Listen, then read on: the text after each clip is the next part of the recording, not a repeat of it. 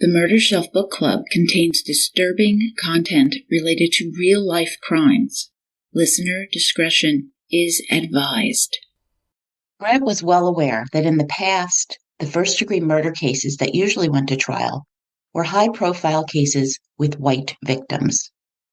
Blacks killed by blacks, Indians killed by Indians, Indians killed by blacks, and vice versa, had never been deemed as important as whites murdered by killers of whatever race.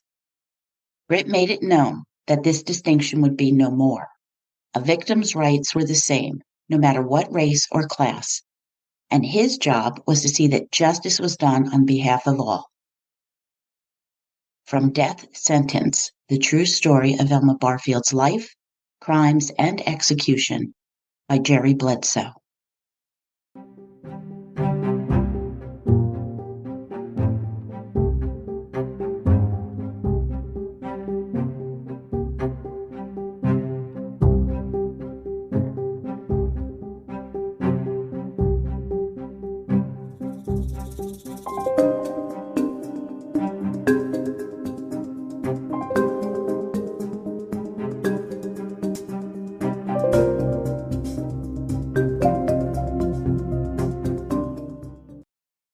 Well, welcome back, Murder Bookies. I'm your host, Jill.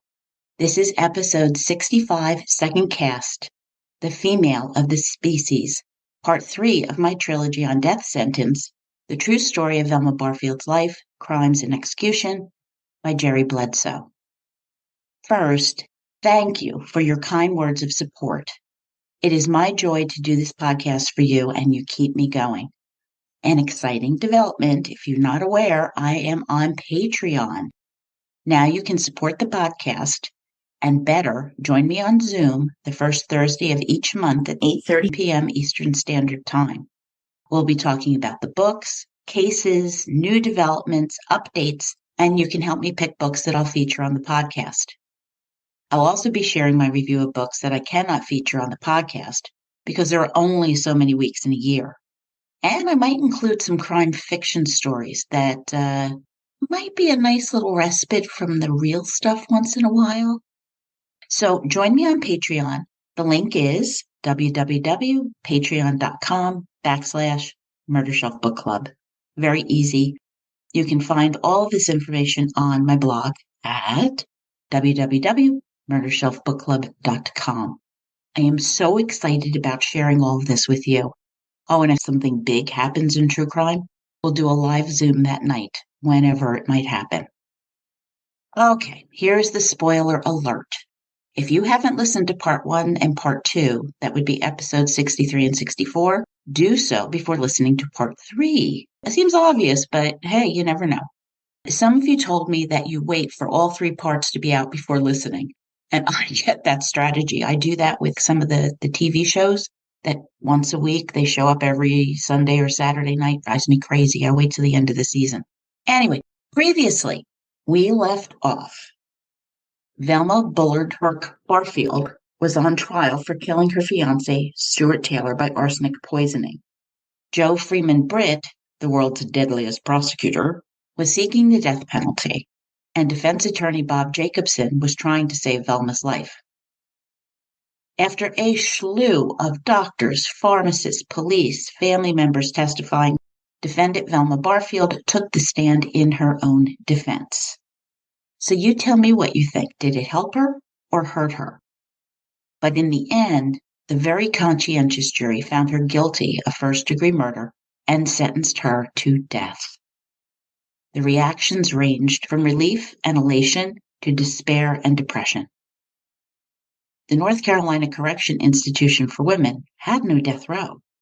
Cell Block Dorm C, which held prisoners with disciplinary issues, is where Velma was being held as feelings of depression and confusion overwhelmed her. And she was suffering from drug withdrawal big time.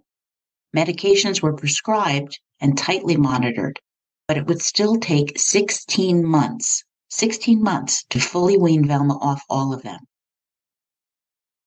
Yet, after 3 days in prison, Velma gave an interview to Raleigh's News and Observer, saying she was drug-free and filled with the Holy Spirit and ready for the gas chamber.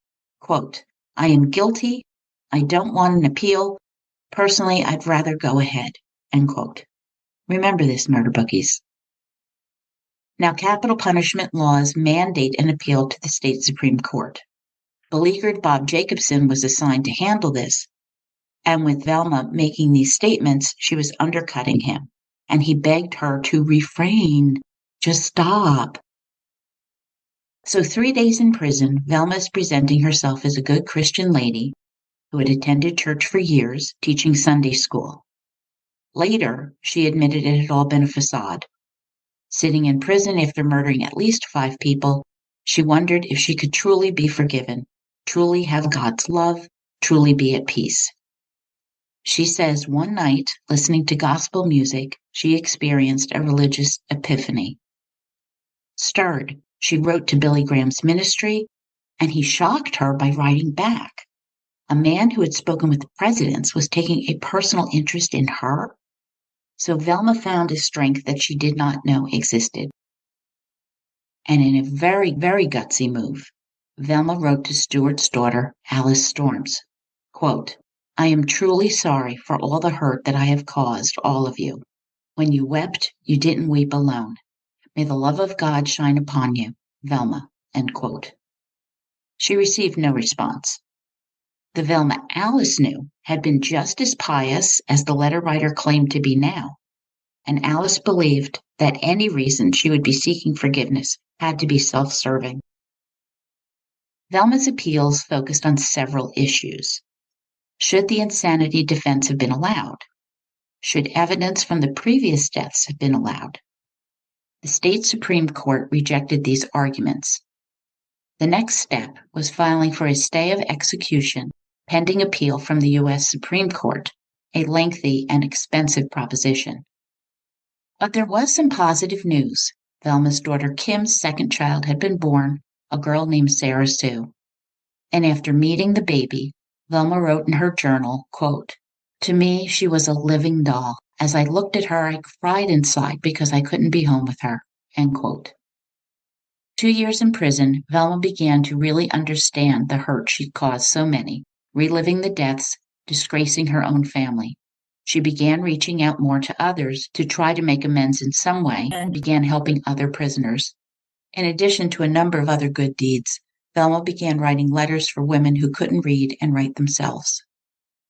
Meanwhile, Ronnie reached out to the American Civil Liberties Union, speaking to local director George Gardner. Eager to help, Gardner acquired Velma's attorney, Richard Burr II, called Dick, who, believe it or not, knew little about appealing death penalty cases. In June 1980, Richard Burr's first appeal of Velma's case was declined by the U.S. Supreme Court, as it found no fault in the North Carolina death penalty statute. Persevering, Burr told the press, quote, she's resolved to fight, and she and I believe that she will get a new trial at some point, end quote. Burr networked and connected with Fayetteville attorney Jimmy Little. Jointly filing a motion for a stay of execution, they cited 12 reasons, the big one being ineffective counsel, meaning defense attorney Bob Jacobson had screwed up. Judge Maureen Braswell, who is actually the judge who signed the exhumation orders on Velma's victims, was persuaded, and he granted a stay of execution and a hearing about a new trial. So November 1980, Bob Jacobson finds himself in a terribly awkward position, as his opponent, Joe Freeman Britt, was defending him in this new hearing before Judge Braswell. And regarding Britt, Velma's anger seems to have melted away, and she appeared very relaxed in court. But it was contentious, with Britt peppering questions and answers with objections as Bob Jacobson dissected his reasoning and strategy regarding defending Velma during her trial. A new psychiatrist was brought in to examine Velma, Dr. Selwyn Rose, who revealed that Velma's father had sexually assaulted her as a young teen. Rose believed that Velma was not sane, but was not certain that she met the standard for legal insanity, which in a nutshell is not knowing your criminal actions are wrong. On December 12th, Judge Braswell ruled, denying all motions. And a new execution date was set 2 weeks away. While the lawyers were doing their legal best, Velma was approached by prison superintendent Jenny Lancaster, whose heart was in the right place and believed in making a genuine difference in the lives of inmates.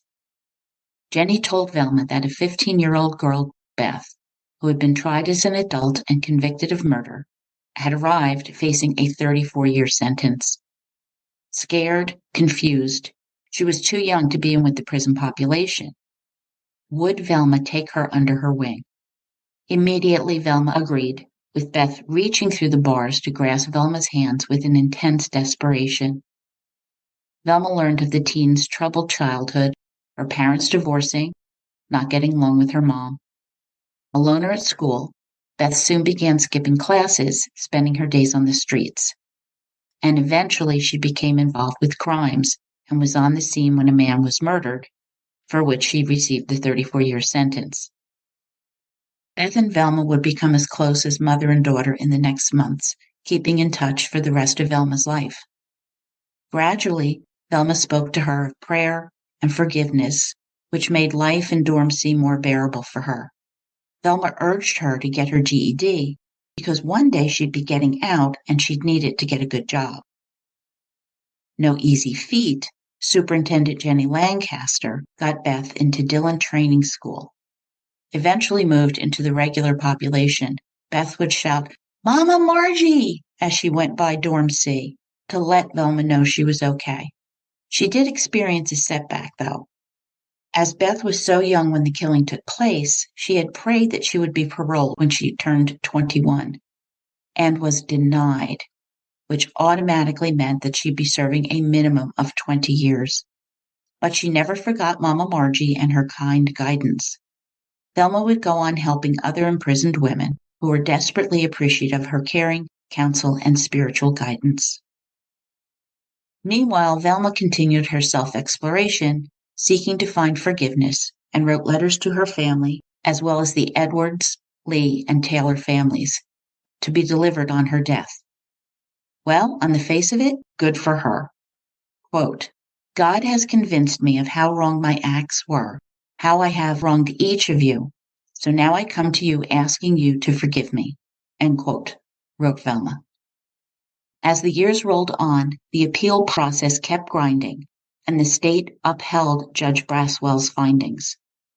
More execution dates were scheduled, coming and going. The federal court appeals came next. This required Velma's team to show violations of her constitutional rights during her trial and subsequent hearing. March 12, 1982, the motion before U.S. District Court Judge Franklin Dupree was more than 2,000 pages, and he would request more information from Little and Burr. Well, at least he was looking carefully at the case, lifting the defense team's hopes. 2 months later, Judge Dupree issued his ruling, going against them on every count. Quote, "The evidence against her was overwhelming. She was convicted and sentenced in strict compliance with constitutionally sound statutory scheme by 12 of her peers. The death penalty should be imposed in this case," end quote. He stated that Judge McKinnon had not committed any constitutional violations by allowing the jury to hear about Velma's previous crimes or by his instructions to the jury, nor had Velma received ineffective counsel. Now, was Bob Jacobson relieved or dismayed by this decision? I don't know. It's a really bittersweet ruling. And if you think the name Judge Franklin Dupree is familiar, we met him in episodes 21, 22, and 23 on the Jeffrey McDonald trial, covered in my A Wilderness of Error trilogy, and then the minicast update on McDonald's prosecutor, James Blackburn's book, Flame Out. So it's a long story, and you need to listen to it if you haven't already. Small world, right? So 23 people now sat on North Carolina's new death row, with Velma the only woman. And a huge issue erupted. Would North Carolina Governor Jim Hunt execute a woman? Well, what a sexist question when I think about it. The law should be applied. Male, female is completely irrelevant. Fortunately, times do change. Now, this coincided with Velma losing her spiritual counselor, Hugh Hoyle, who had taken a job in Kansas. Crushed, they had grown close all these years, but Hoyle agreed to conduct Velma's funeral service if the time came. Velma's new chaplain was Phil Carter, who himself had once been an inmate. Slowly, these two began talking, praying, discussing religion, and he came to be her new confidant. Sadly, during all of this tension and upheaval, Ronnie's marriage to Joanna had collapsed, with him actually going into a psychiatric hospital given all the medication he was taking. Yes, Ronnie couldn't believe he was drugging, repeating the cycle begun by his mom. Ronnie kept all of this from Velma, sparing her, and carried this burden alone. His secret was blown in March 1983 when Velma was in the prison hospital for angina, and Joanna and 6-year-old Michael did not visit. Velma held Ronnie as he cried, more than he had since he was a boy, fearing he would be cut out of Michael's life. Later, Velma would say, quote, "Ronnie let me be his mother again," end quote. An 8-issue appeal was filed in the Fourth Circuit Court in Richmond, which was due to be argued March 8th. Burr and Little had both changed jobs by this time, but they vowed to stay with Velma's case without pay. And then the hurry up and wait set in. It wasn't until October 4th, 1983, that Burr went to Velma with news. The court had rejected all the issues that they had raised. They'd appeal, of course, and they'd go to the Supreme Court once again, but they were starting to run out of options. And legal fact. Not fun fact, but legal fact. The North Carolina legislature approved execution by lethal injection as a more humane means of killing rather than the gas chamber. On March 16, 1984, James Hutchins became the first man executed in North Carolina since the death penalty resumed. This story. Back in 1979, after arguing with his wife and nearly strangling his daughter, James Hutchins fled. Arriving on the scene, Deputy Roy Husky tried to speak with Hutchins, who shot and killed him. Sergeant Owen Messersmith came to assist Husky, and he himself was shot to death as he got out of the patrol car. Before Hutchins was subdued, another officer, Robert Peterson, lost his life. Hutchins was tried, found guilty, and sentenced to death. Nationally, he'd be the 15th person executed in the U.S., the third to die from lethal injection. And soon, Velma Barfield would be in the center of a chaotic madness as protests against her execution began in earnest. Easter 1984. At Jimmy's urgings, the whole family visited Velma.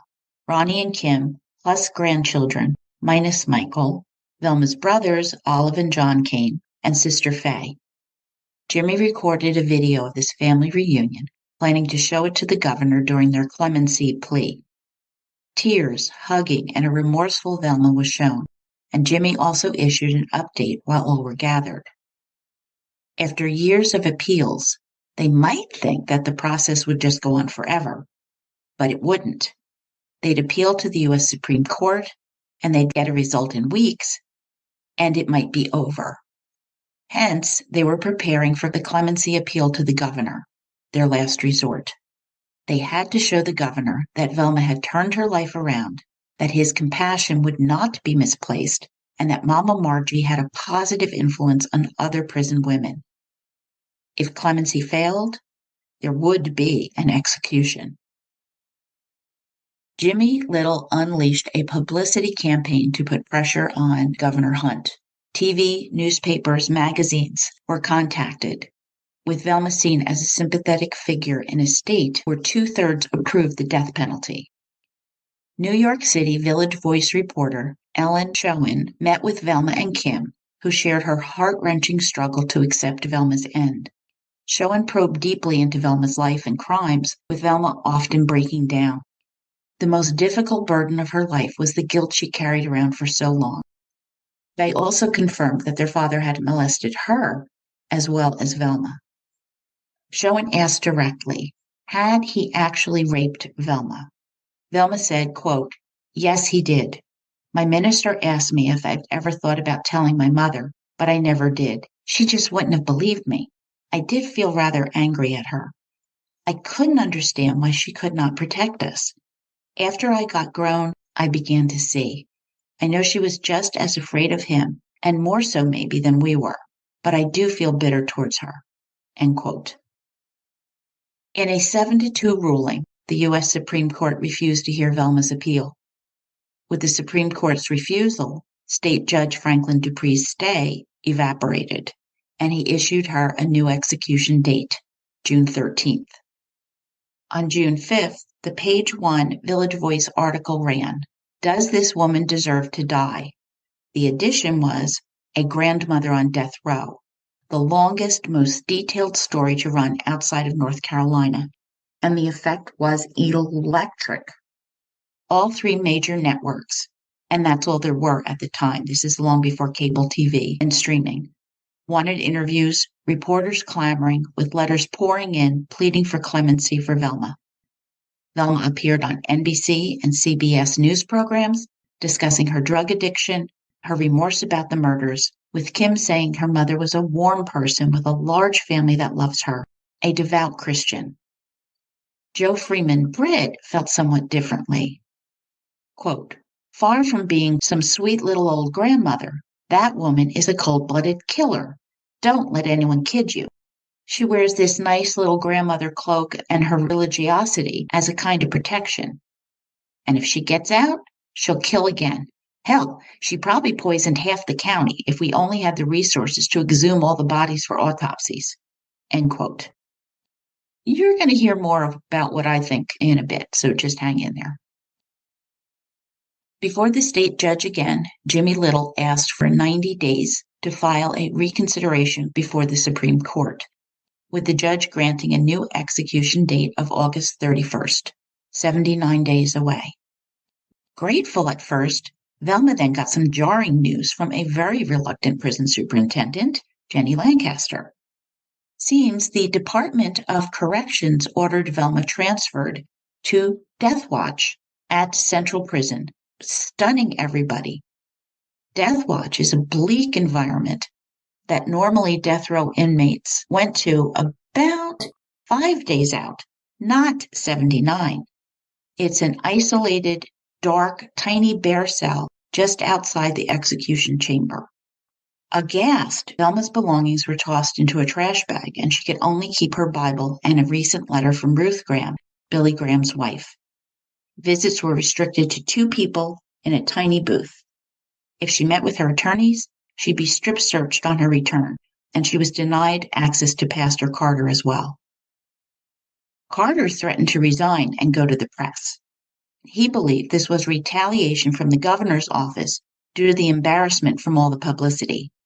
He stormed into Jenny Lancaster's office, finding her as upset as he was, and Jimmy Little blew his stack as well. Prison administration soon learned of a very disgruntled staff at Central Prison. Their concern?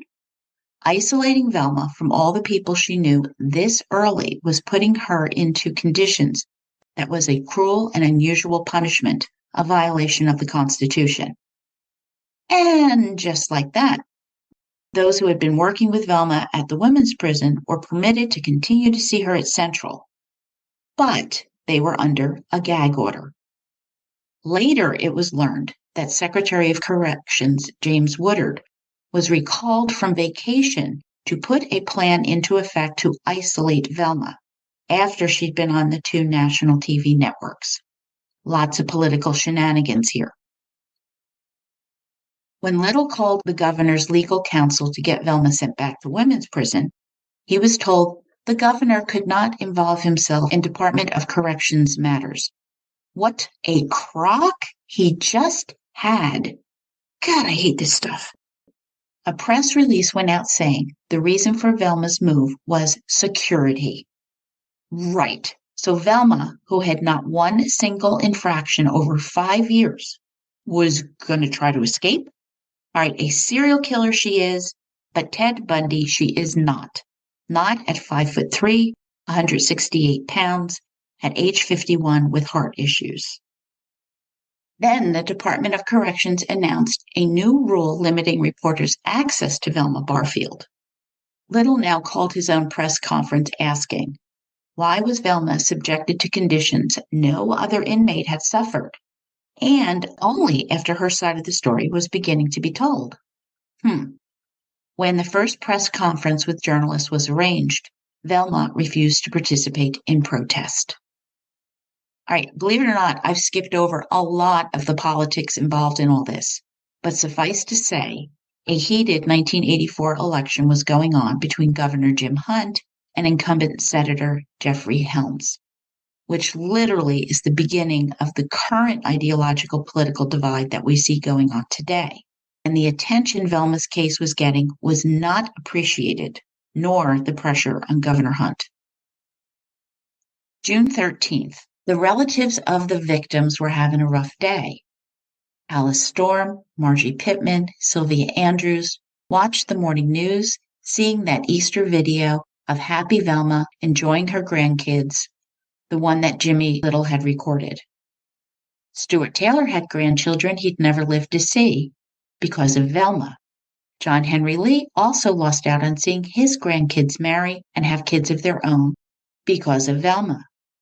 The media blitz prompted deep disgust and anger.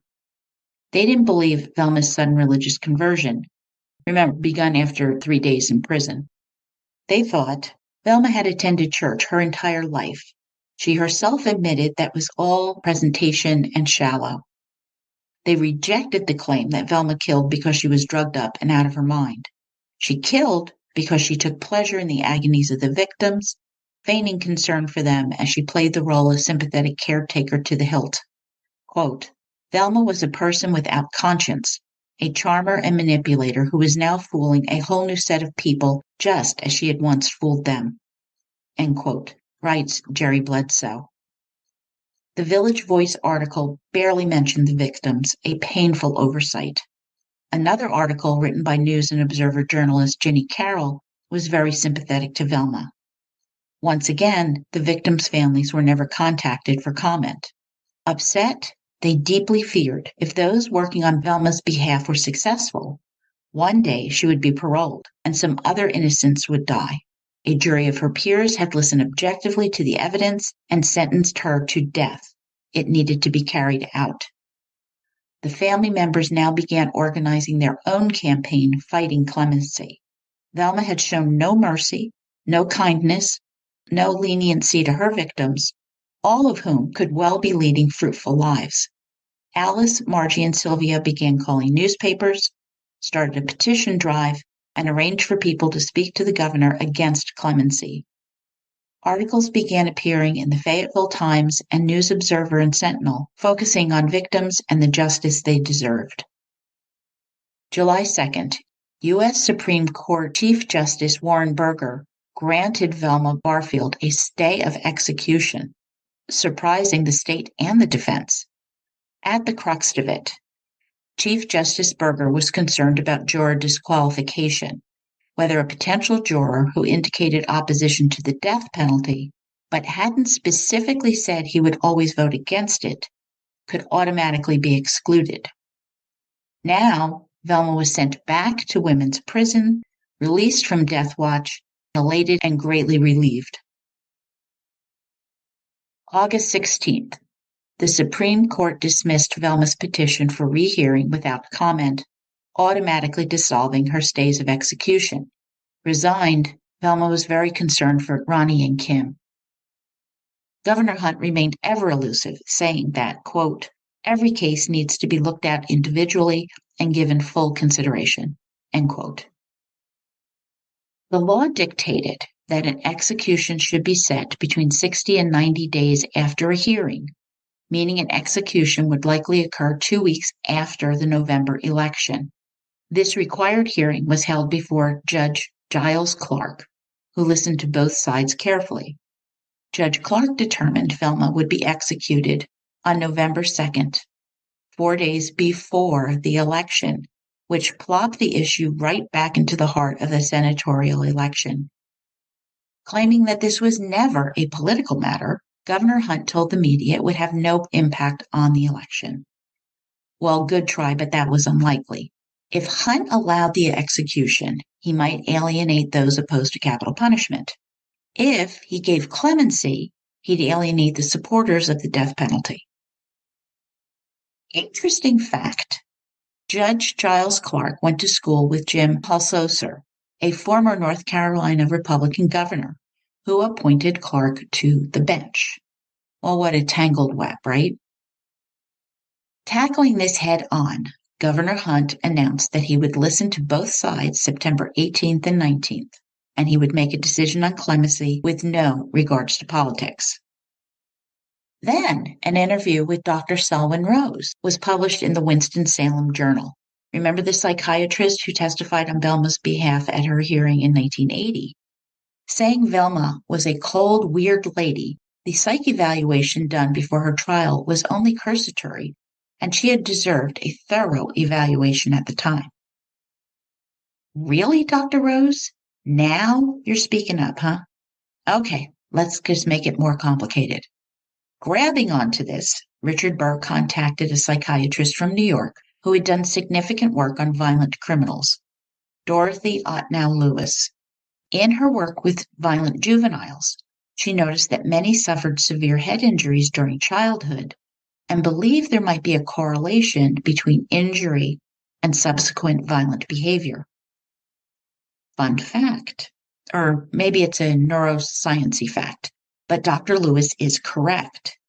She and neurologist Dr. Jonathan Pincus, who I have mentioned previously, confirmed that damage to the prefrontal cortex, the top layer of the brain that controls behavior and judgment, could lead to violent impulses and poor behavior. Speaking to Lewis, Velma confirmed that she had been knocked out as a kid when she was about 10 years old.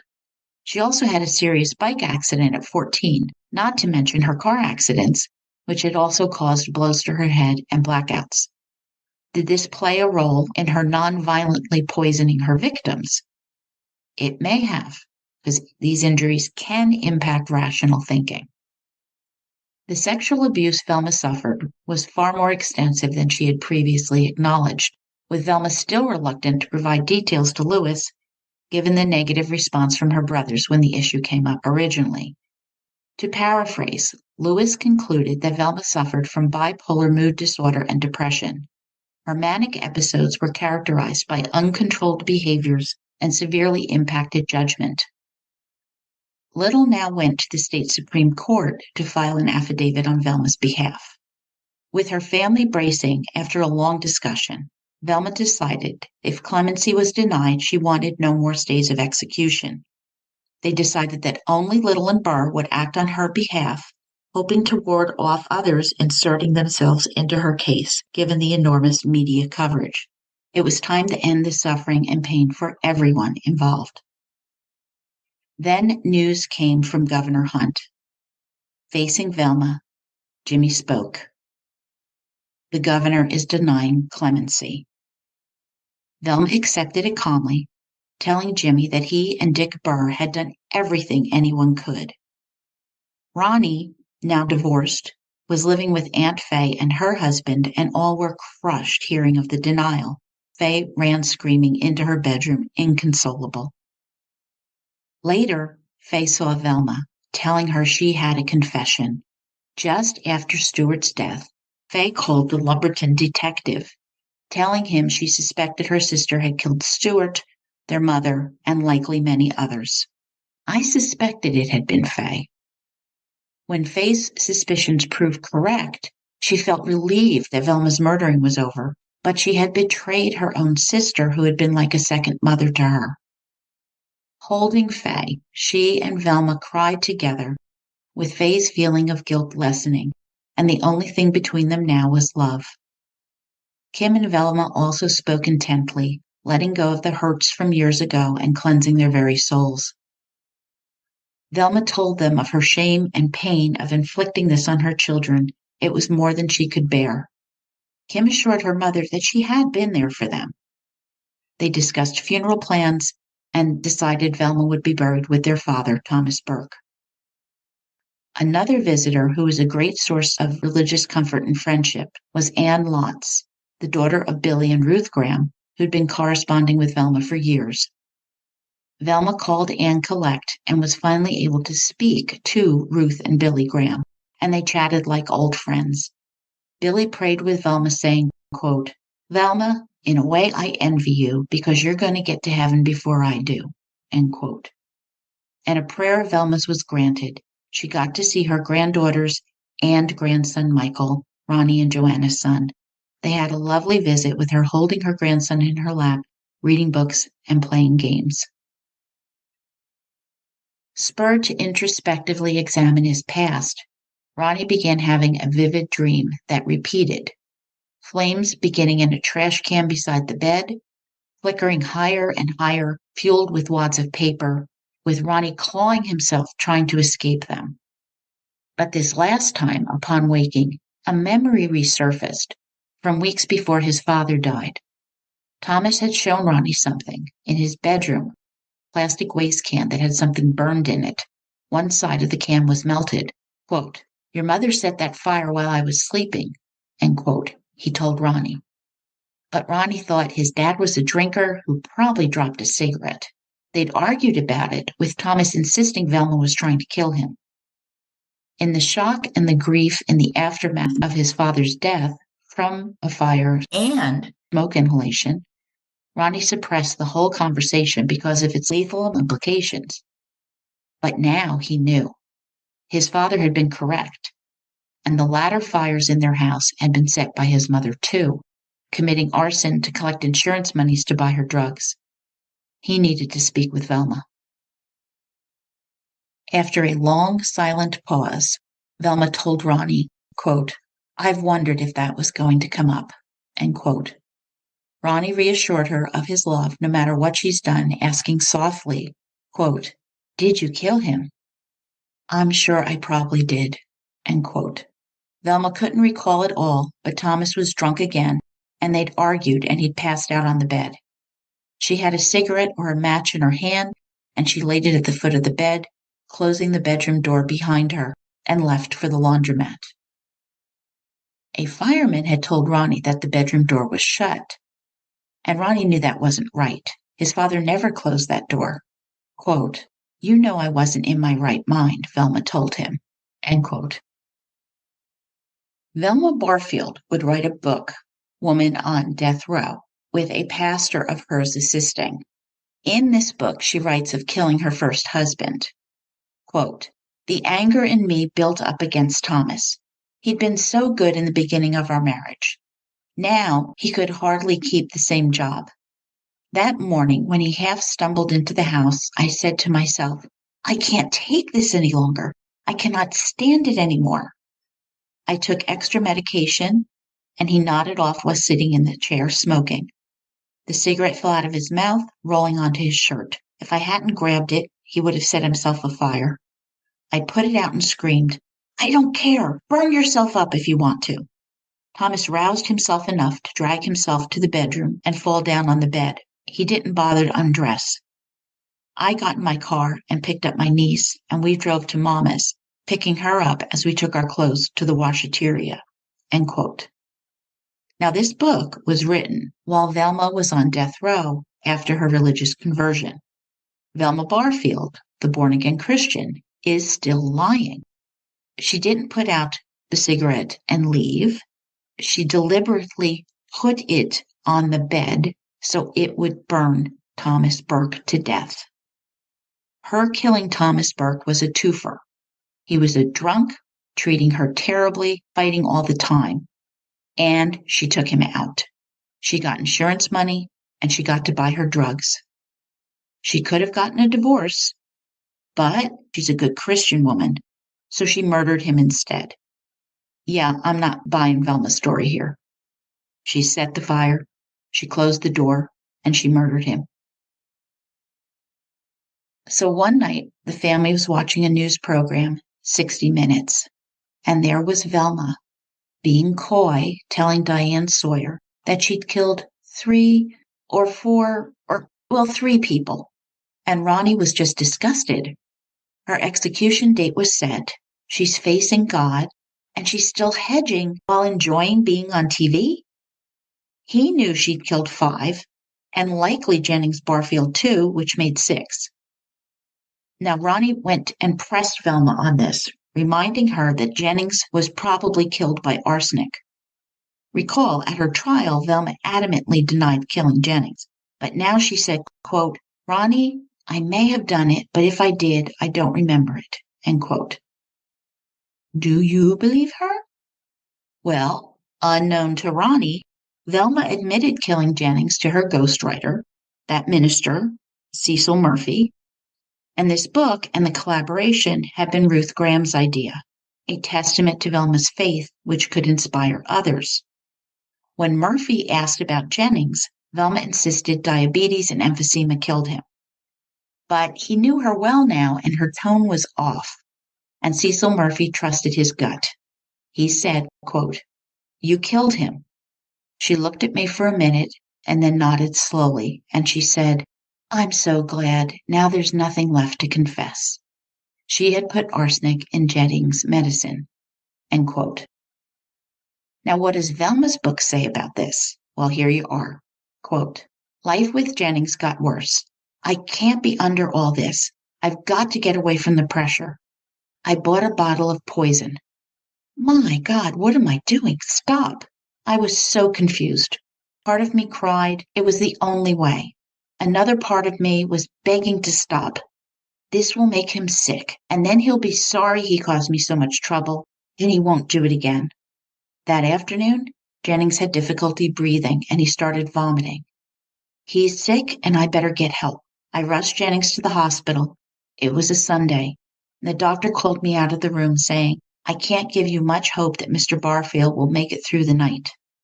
Jennings died at 10 a.m. the next morning. I blanked out what I had done to cause Jennings' death. Whenever disturbing thoughts came to me, I reminded myself of his emphysema, aggravated by his smoking, and his diabetes. He was in terrible health when I married him. I didn't cause his death. His lungs gave out. End quote. Well, at least she's admitting it, if not fully. And I'm sorry this is still self-serving. So Velma killed Jennings Barfield, just like she tried to kill Dolly Edwards and her own daughter Kim and son-in-law Dennis. She gave Stuart Taylor arsenic at dinner before he took her to a religious revival. That is how much of a Christian woman she is. Slow, methodical, agonizing death for the man she claimed she wanted to marry. All right, so Velma is a classic textbook female serial killer. Quoting from a new book, Just as Deadly, The Psychology of the Female Serial Killer by Dr. Melissa A. Harrison. Many FSK, female serial killer, cases feature lying, exploitation, manipulation, callous disregard for the welfare of others, and a lack of remorse. Moreover, FSK may actually view themselves as victims, a clear sign that they may be processing their actions through the lens of psychopathy. End quote. Well, Dr. Harrison might as well be describing Velma Barfield personally. Female serial killers begin murdering later than males, beginning in their 30s and 40s. Velma was 37 when husband Thomas Burke died of smoke inhalation. She was 42 when she killed her mother. They kill for a longer period of time as well because their methods are less obvious. Dr. Harrison's research shows that 50% use poison to kill, and asphyxiation comes next. And 75% of female serial killers do it for profit. In this case, money to buy drugs, and the lives and consequences be damned. They kill the people closest to them.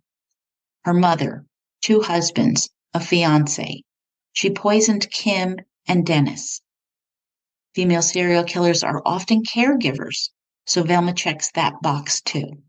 And the new data reports that 25% abuse drugs and or alcohol, compared to the 2019 data for the United States, which puts abuse at 7.7%. Thus, female serial killers are at a 3-fold risk of abusing substances. This is Velma to a T.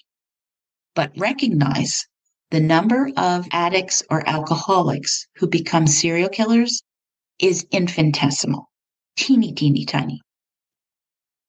This is why I am so skeptical of Velma's apparent heartfelt religious epiphany. She was certainly wily enough to recognize that a conversion and desire to help others was her only chance for clemency. And while saying she was sorry often to her family, her attorneys, to the victims' families, she still continued to lie, which is a sin for a Christian. Now, 2 New York City lawyers decided to intervene, notorious defense attorneys William Kunstler and Ron Kuby, who found 2 issues that might have legal legs. 1, Velma's incompetence to stand trial during her drug usage, the depths of which was not known during the trial. And 2, prosecutorial misconduct by Joe Freeman Britt, something never delved into on the federal level. Kuby wrote, quote, "His summation was replete with inflamed calls for vengeance, discourses about victims in general, ridicule, and viciousness," end quote. Barr and Little raised the issue with Velma, who was very concerned about the impact on Kim and Ronnie's mental health, and her odds were not good. Speaking to her children, they insisted it had to be Velma's decision. Ronnie felt she was being taken in by false hope and wanted nothing to do with this. Still undecided, Velma agreed to let them draft a motion, but not file it. Another huge decision. Velma had to choose lethal injection or gas chamber. The process for both was explained, with Velma selecting lethal injection. She would be given sodium pentothal to put her to sleep, then a paralyzing agent would stop her heart. Execution was 6 days away. Velma told Ronnie of her decision about the motion. Quote, "Jimmy and Dick think they've got some really good issues this time, and I've told them to go ahead." End quote. "God damn it," Ronnie yelled, jumping up outraged.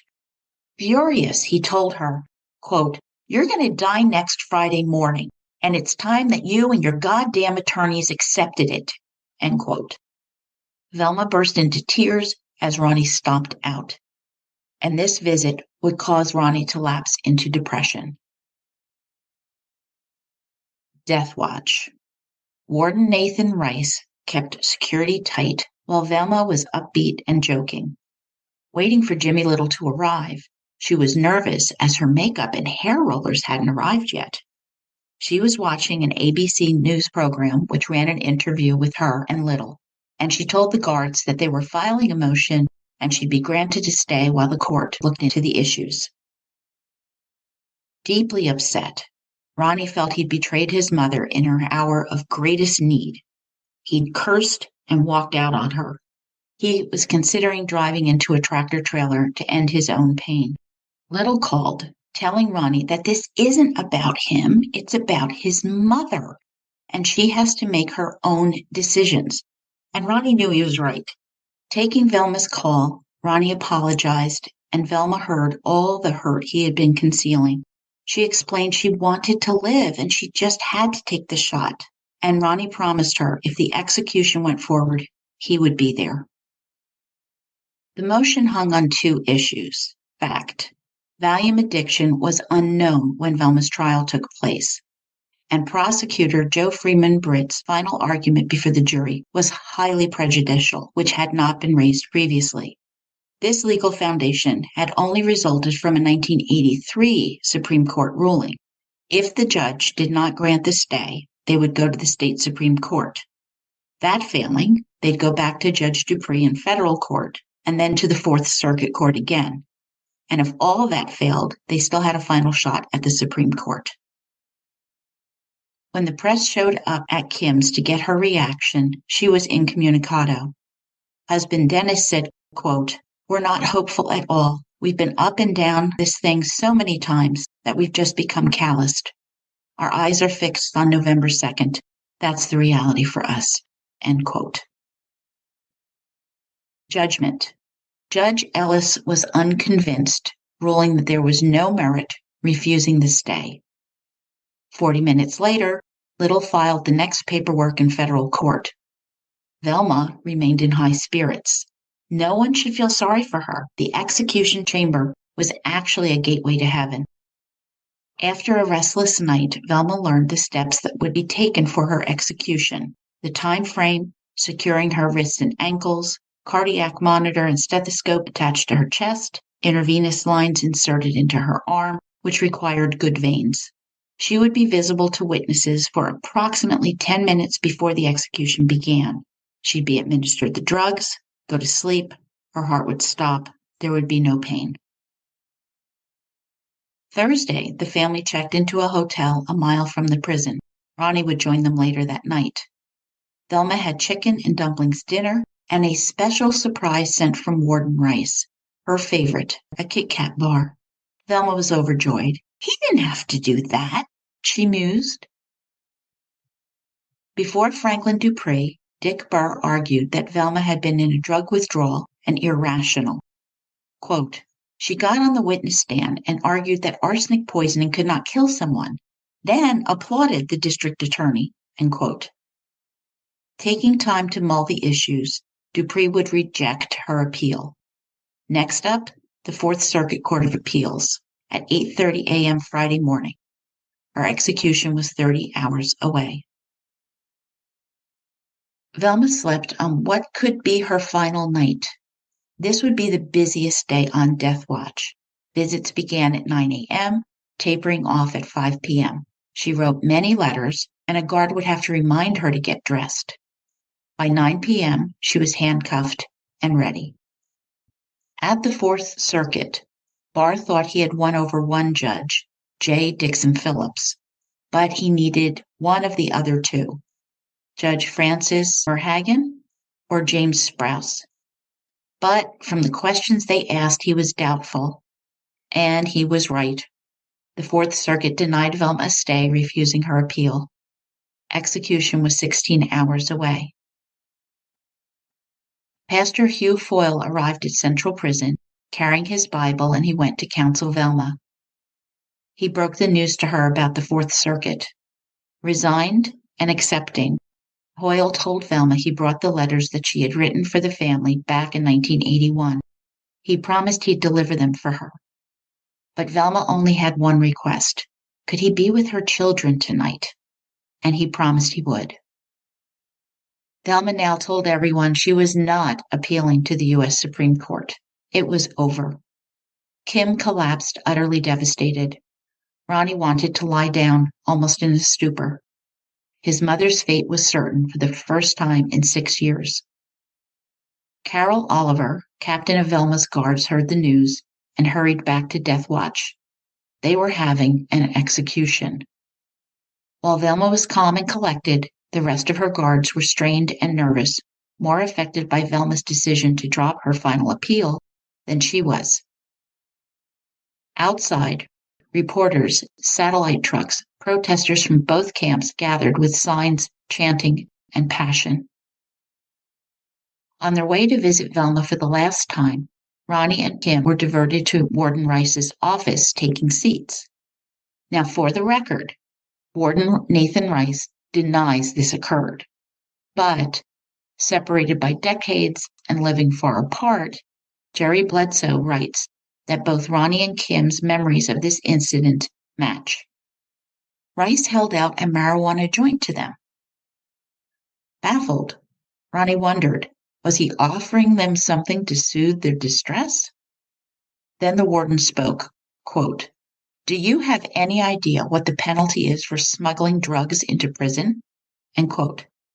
My God, we're being arrested right before Mom's execution, thought Ronnie. Rice explained. A bathroom matron found it on the floor immediately after Kim had left the bathroom earlier.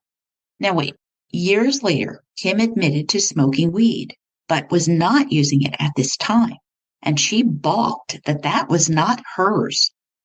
Rice announced that he was denying them a final visit with Velma.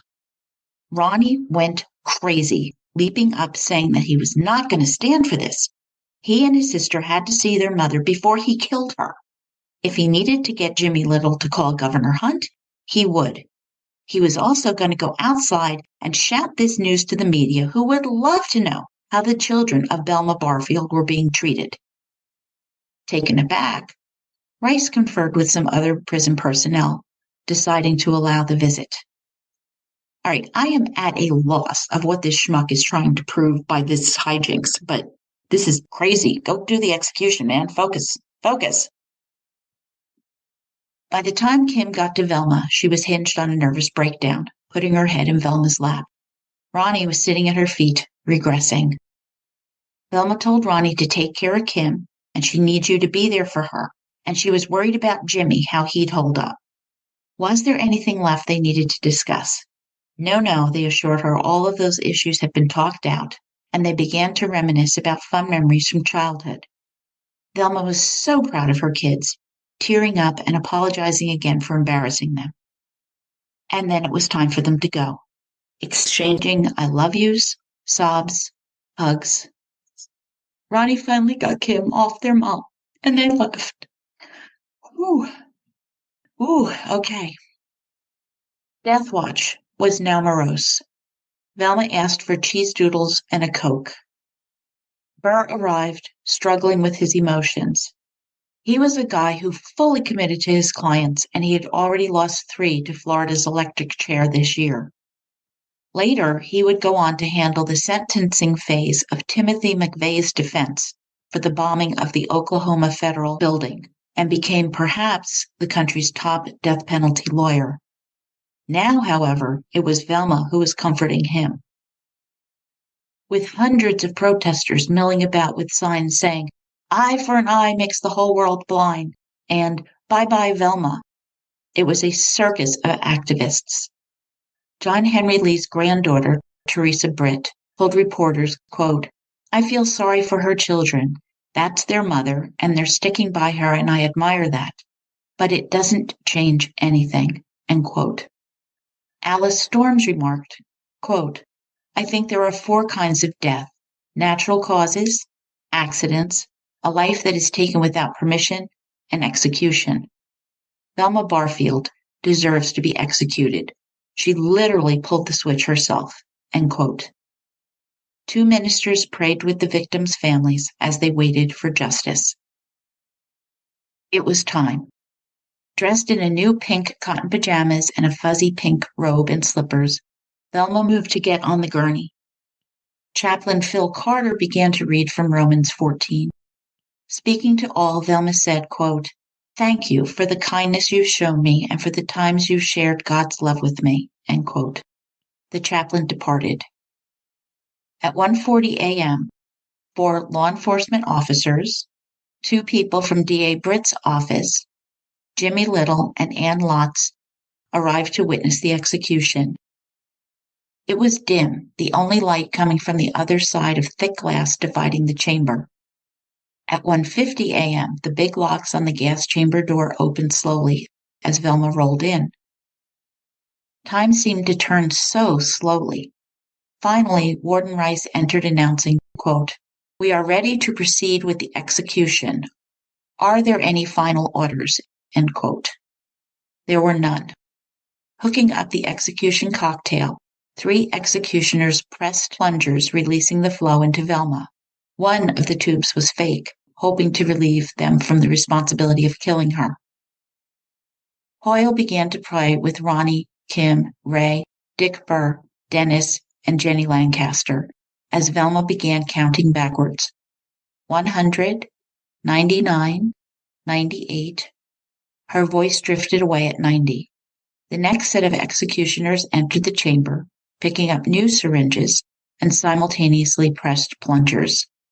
Dr. E. Scott Thomas, the prison physician, sat before the heart monitor, listening. Her breath diminished minutely, color fading from her face. At 2:10 a.m., the heart monitor went flat, and she slipped away.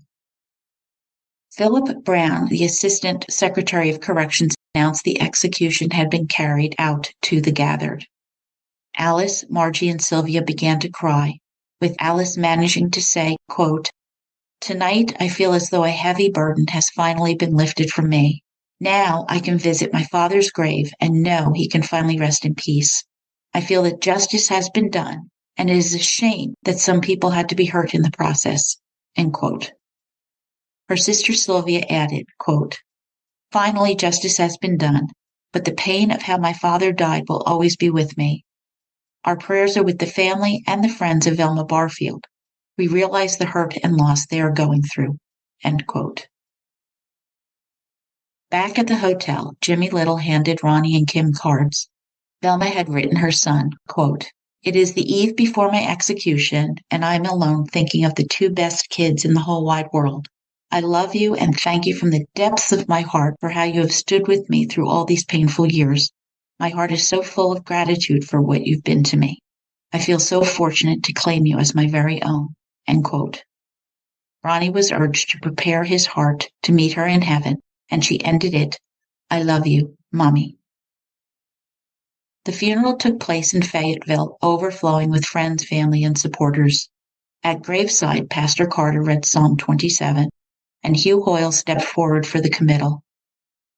Kim was filled with anger, deciding she needed counseling. 2 years later, her marriage failed, and she and Dennis would share custody of their girls.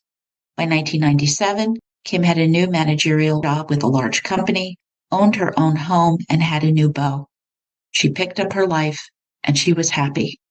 Few knew her mother was an executed serial killer. Ronnie had best intentions, but he had suppressed feelings and resorted to alcohol to cope. He had few sober days over the next few years, drifting apart from Kim, and he cut off all contact with his son Michael. When Aunt Faye and Cliff got divorced, Ronnie moved in with Cliff, also an alcoholic.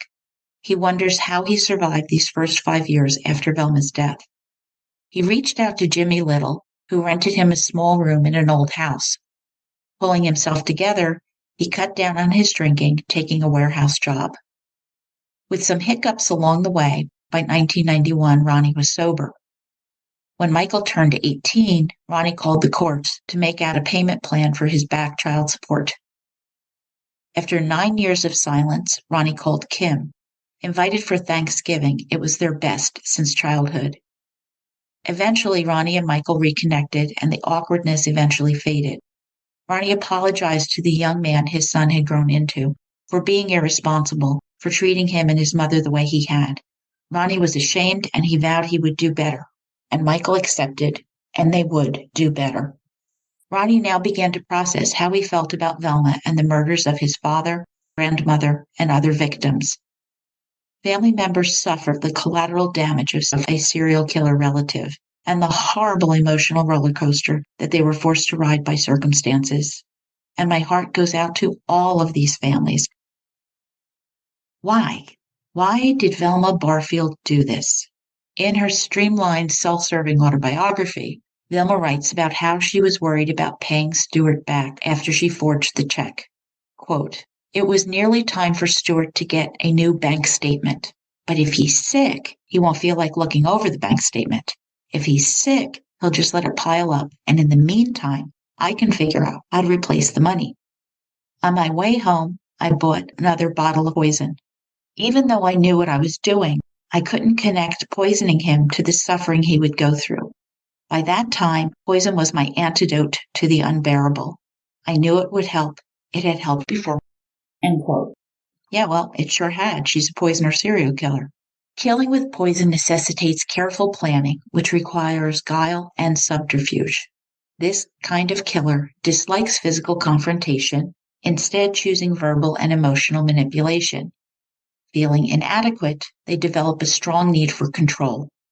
Raised in a tense, abusive home, several psychologists would describe Velma as emotionally immature. Like many, she used drugs to squash anxiety and displeasure, failing to understand we all have anxiety and displeasure. It is a part of life. Her motivation was simple: money for drugs. Like most female serial killers, she chose victims who were sick, physically compromised, appearing to be a caring nurturer as those she cared for died at her hands. Her facade of care and concern turned into tears and grief after her victim's death, the inscrutable mask of normalcy in place. Her religious enlightenment was useful to her, replacing one addiction with another, which is better than not, but recognize that her goal was avoiding execution. That is a great reason to resolutely display your faith in letters, TV interviews, writing famous evangelicals who can take up your cause for you on the outside. She wanted to live, so there was a method to her madness. Does a religious epiphany negate 6 murders? Absolutely not. She's a serial killer. A jury of her peers determined that she should be executed, and this is after the new and approved Supreme Court rules made better, fairer death penalty laws. Listen, our system isn't perfect and it needs continued improvement, but a serial killer case is rarely so badly put together that it warrants overturning a jury's verdict.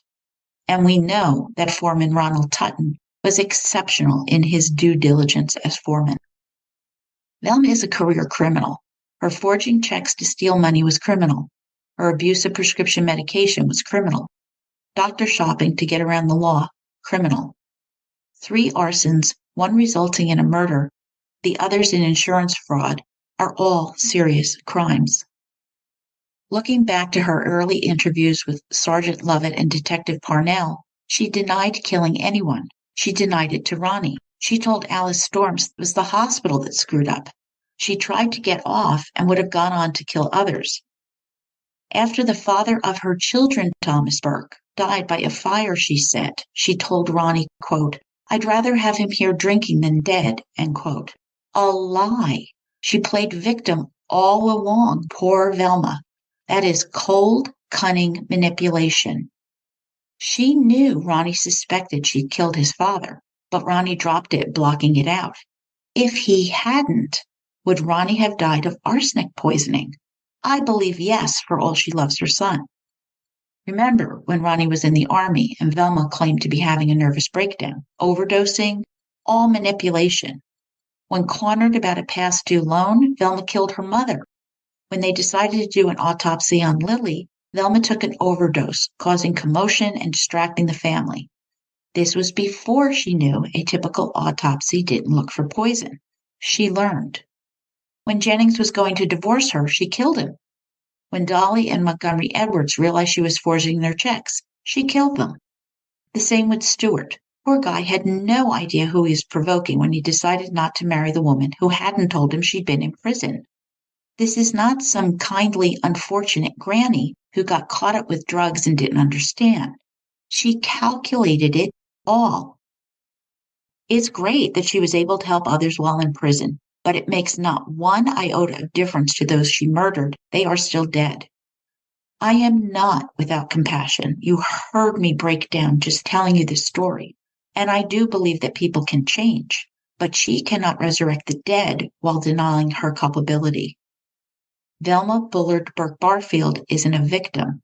She is the poster child of the female serial killer. Now, some good news. Dr. Harrison writes that, quote, Gary Rogers, a retired forensic coroner and homicide investigator, estimated that the probability of being murdered by a serial killer in North America is 0.0004%. For you to die at the hands of a female serial killer, it drops to 0.000067, end quote. And that concludes my trilogy on death sentence. Read the book. Jared Bledsoe tells an amazing detailed story that you cannot go wrong. I promise you. Thanks for listening, Murder Bookies. I need your help. Please leave a 5-star review wherever you listen and find one new person to listen to an episode. Let's grow, grow, grow. And our next book, Solving the West Georgia Murder of Wendell and Moore, A Cry from the Well by Clay Bryant, and Clay's newly released book, The Cold Case Murder of Fred Wilkerson, Untangling the Black Widow's Web in West Georgia. Author Clay Bryant, an investigator, has a remarkable personal story, which makes these cases that he solved all the more fascinating. So be ready for my first twofer, both incredible stories that intersect. You can email me at jill@murdershelfbookclub.com, and I am on Facebook, Instagram, and Twitter. Check out the warm weather merch on Spreadshop. The designs are kind of cute, if I do say so myself. Lock your doors and windows. Trust your gut, murder bookies. I see you as you hear me. You can find my sources, snack, and wine information on my blog at www.murdershelfbookclub.com.